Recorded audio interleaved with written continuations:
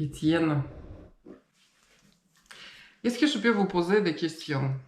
Eh bien, je vous en prie, donnez libre cours à vos questions et à vos curiosités. Parce que vous savez, c'est intéressant quand même à savoir, et pour les gens qui vous connaissent déjà par rapport à YouTube, qui vous êtes, Étienne. Parce que d'un côté, on connaît bien votre passion des vaches, des animaux, des vieux objets, etc.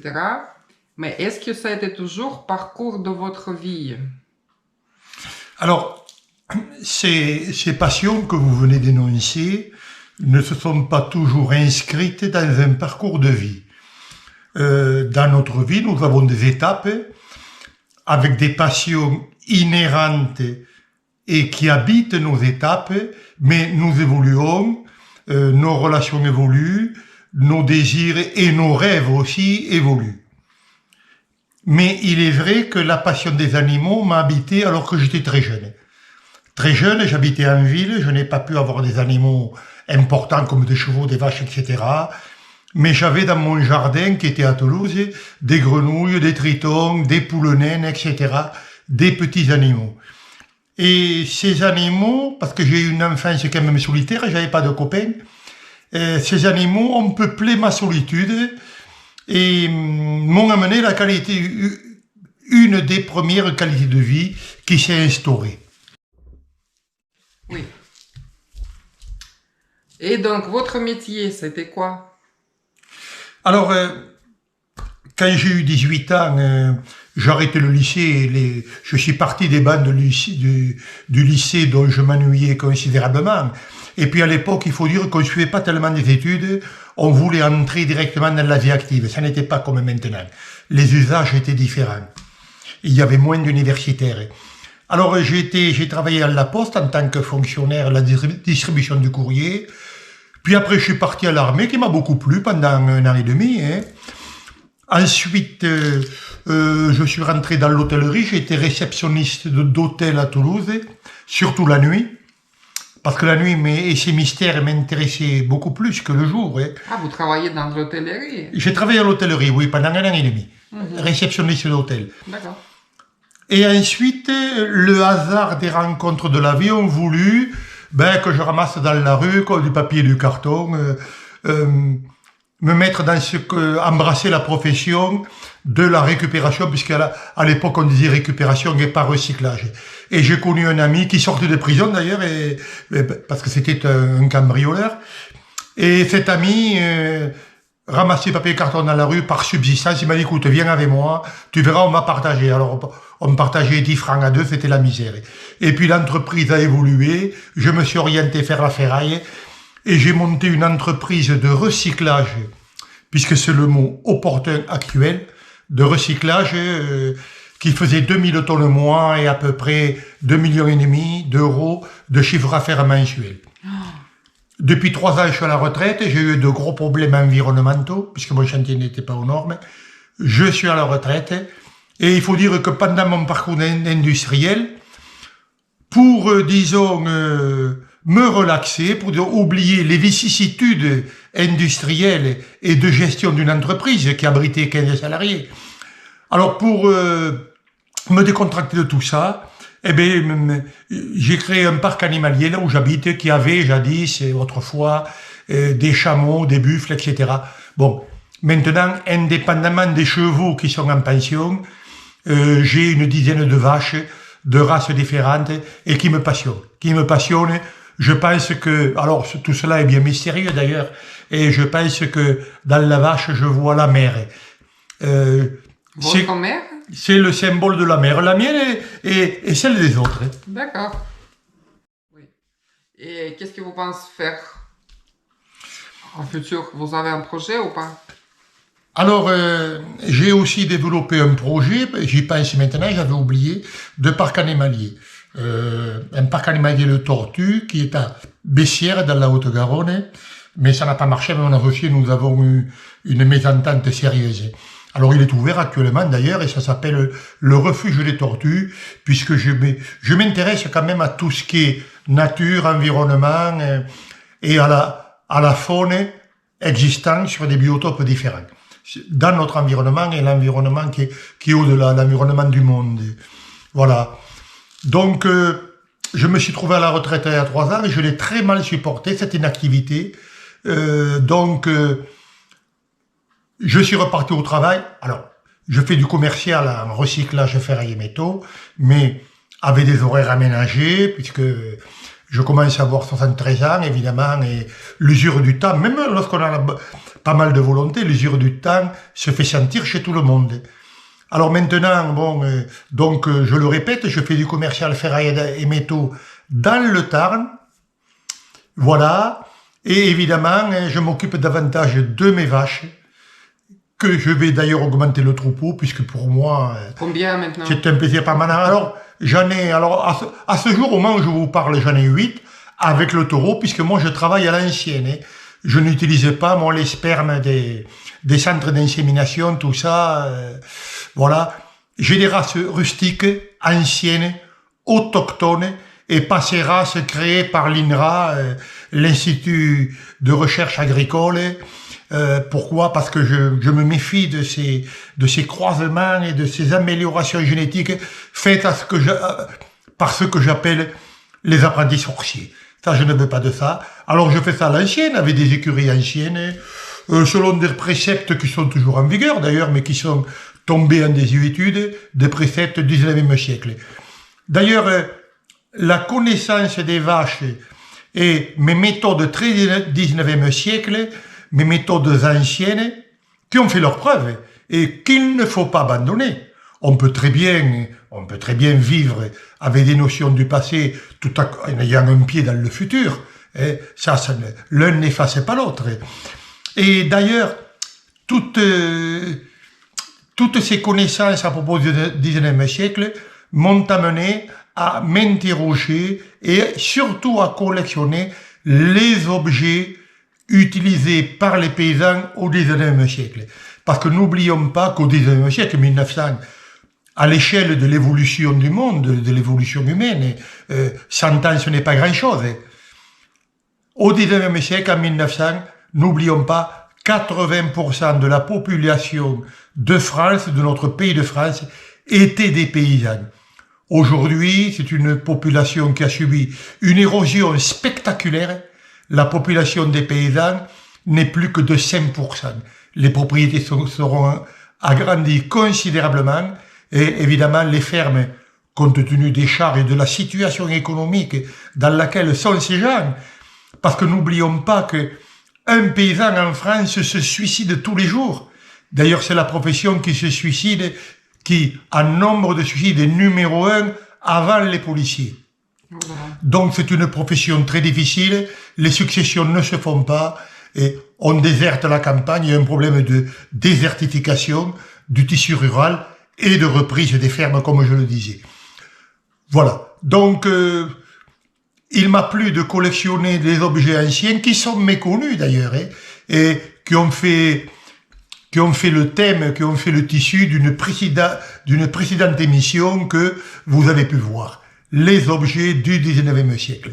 Avec une utilité spéciale, avec un savoir-faire particulier qui s'est perdu, puisqu'il n'y a plus maintenant de vieux paysans, et j'ai l'habitude, coutume à dire que quand un vieux meurt, c'est une encyclopédie qui se meurt. Jadis, 3-4 générations vivaient sur le même toit. Oui, oui. Maintenant, il faut savoir que les vieux finissent en EHPAD. Maintenant, c'est pas sûr que les enfants d'infirmiers qui vont continuer à faire la même chose.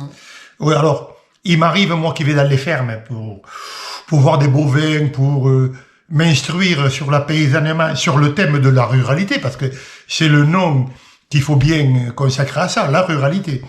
Alors, il m'arrive, oui, de voir des toits qui abritent 2-3 générations. Mais c'est assez rare.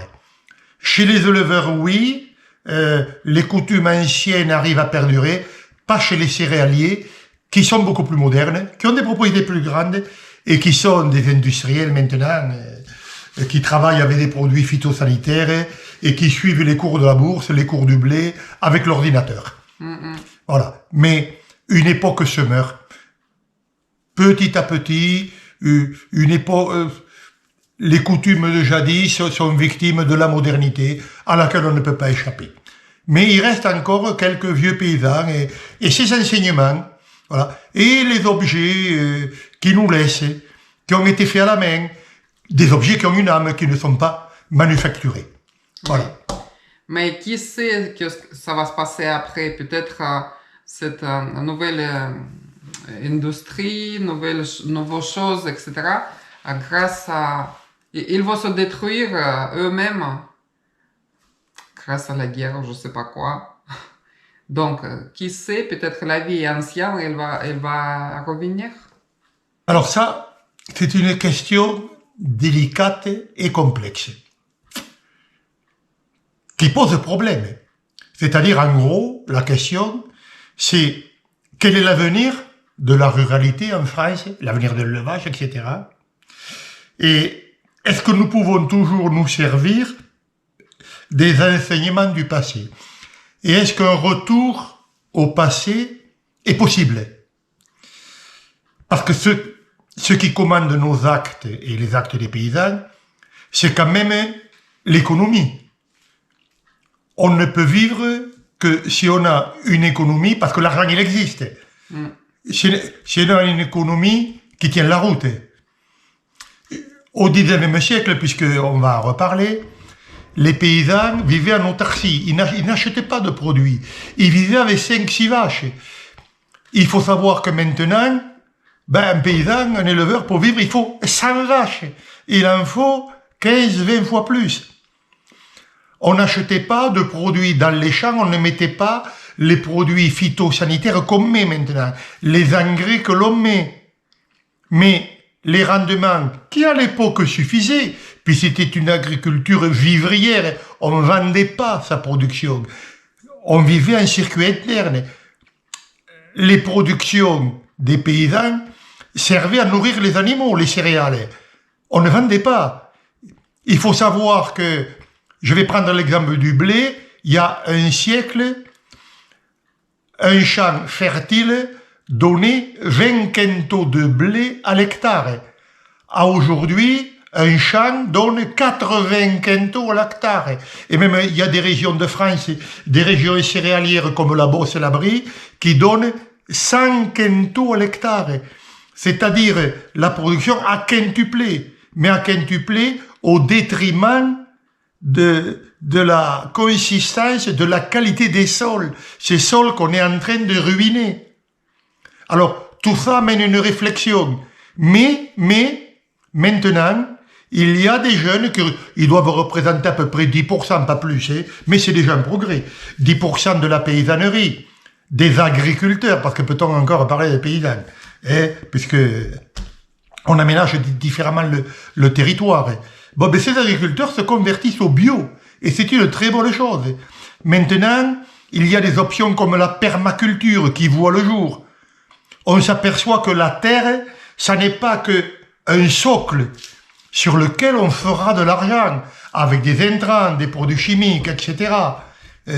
Maintenant, on se rend compte que la terre, elle a une âme. Voilà. Que la terre, elle a un corps. Elle a un corps. C'est un être vivant qui se renouvelle, qui travaille.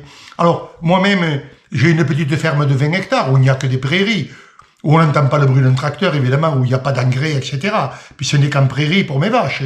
Mais mon voisin, c'est un agriculteur bio, qui fait des pois chiches, qui fait des légumes bio. Bon, il s'est converti à 60 ans. Et ça, c'est une belle histoire. Parce qu'un jour, il m'a dit, j'étais un agriculteur normal, j'utilisais des produits chimiques, et puis un jour, je me suis rendu compte que quand je labourais, je me suis rendu compte qu'il n'y avait plus de mouettes qui venaient manger les vers, il n'y avait plus d'oiseaux. Mais je me suis dit, ça peut plus aller, la terre était morte. Voilà. Et il fallait mettre d'engrais, alors comme la terre devant s'appauvrit de plus en plus, il faut mettre de plus en plus d'engrais, et ça devient une boucle infernale. Il a arrêté de suite à 60 ans, et ça c'est formidable. Il s'est mis au bio, il a fait reposer la terre pendant 2 ans, c'est dans le cahier des charrues. Et après il laboure, maintenant la terre est noire, et derrière sa charrue, le socle de sa charrue, évoluent des mouettes, des animaux, etc. Et la terre a des vers, et la terre travaille, et la terre se régénère, et il met du fumier. Et alors, heureusement, malheureusement, je ne sais pas, cette année, le prix des engrais comme l'ammonitre a explosé. L'ammonitre, l'engrais de référence, le perluré, qui valait 400 € la tonne, est monté à 1000 € la tonne. Et dans les champs, maintenant, quand je roule en voiture, ben, je m'aperçois de plus en plus qu'il y a des tas de fumier. Les paysans, ben, il a la même vertu. Les fumiers achètent du fumier qui répandent sur leur terre. Voilà. Il y a une évolution. Il y a un petit retour en arrière, oui. Je réponds à votre question, Yana. C'est partiel. Ça continue. Ce retour en arrière, ces nouvelles pratiques dites vertueuses sont un espoir. Il y a une amorce. Je ne peux pas prédire l'avenir. Qu'est-ce que ça deviendra? Je ne sais. Mais les pratiques des agriculteurs qui sont remis en cause actuellement, notamment au sujet d'ailleurs de l'eau aussi, et du gaspillage de l'eau, parce que ça c'est encore plus important. On voit cette année cette sécheresse marquante. Les déficits hydriques cumulés sur 2 ans ne se refont pas, les nappes phréatiques ne se reforment pas. Alors il va falloir changer de culture, avoir d'autres méthodes plus respectueuses de l'environnement. Les ressources de notre bonne vieille terre ne sont pas inépuisables. Et les réserves, les fameuses réserves, ont été épuisées en juillet. C'est-à-dire depuis juillet, nous ne vivons plus sur les acquis sur nos réserves. Voilà. Nous vivons à crédit. Au point de vue écologique, au point de vue financier, nous vivons à crédit et ça ne peut pas durer. Mais j'ai espoir en des pratiques vertueuses qui ont vu le jour et qui sont en train de perdurer. Il y a une remise en cause qui laisse espérer en des jours meilleurs. C'est pour ça je partage avec vous, amis youtubeurs, l'optimisme que nous devons avoir et que les réalités des nouvelles pratiques nous encouragent à avoir. Nous verrons, j'espère que nous sommes appelés à des lendemains qui chantent. Merci Étienne. Super interview, merci beaucoup. Eh bien, avec plaisir, j'étais très heureux de vous faire partager ce moment. Voilà, et un moment de réflexion.